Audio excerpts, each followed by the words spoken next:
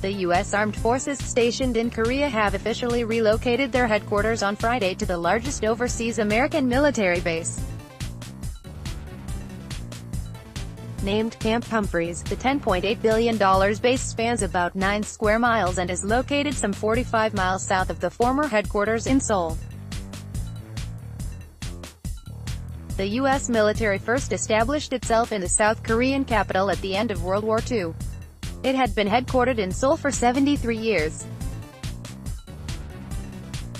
While tensions have quieted with North Korea in the lead up to and following the historic June 12 Singapore summit between Pyongyang's Kim Jong-un and President Donald Trump, the move places the military headquarters out of range of artillery guns targeting the Seoul metropolitan area.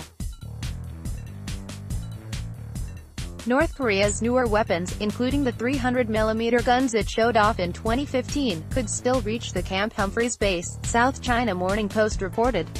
U.S. General Vincent Brooks said that South Korea put up the funds to pay for 90% of the military base, which took about a decade to complete. The Republic of Korea investment was over 90% of the cost, Brooks said, according to Reuters. For that 90%, the United States remains with you 100%. At an opening ceremony, South Korean Minister of National Defense Song Young-moo praised the U.S. military's work to bring peace to the Korean peninsula. Song also highlighted the changing situation on the peninsula, with North Korea appearing open to dialogue to resolve long-standing tensions. The Korean peninsula is at a turning point from a violent post-war confrontation to peace, the minister said, the Korea Times reported.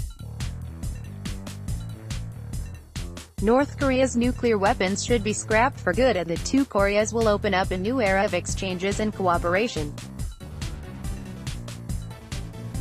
All the achievements are the result of the Seoul-Washington alliance. On Thursday, Defense Secretary Jim Mattis reassured Seoul that the U.S.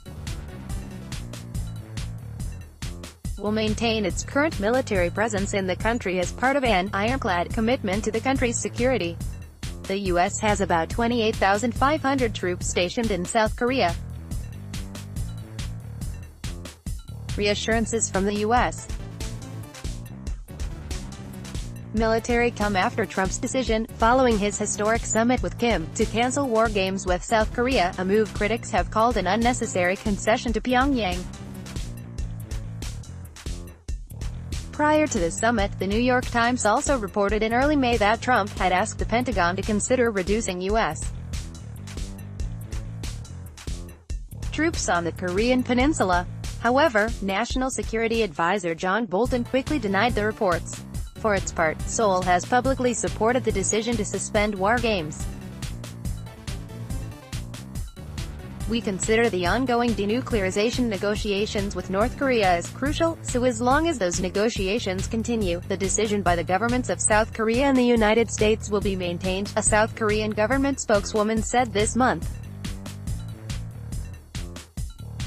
South Korean President Moon Jae-in has been a strong supporter of dialogue, and he has taken the diplomatic route toward peace with his country's neighbor. At the Singapore summit, Kim pledged to commit fully to the denuclearization of the Korean peninsula. However, experts and satellite images have raised questions as to whether Pyongyang will actually follow through on the promise. Nonetheless, Moon has voiced his strong support for Washington's efforts on the peninsula in the U.S. military's role in the conflict.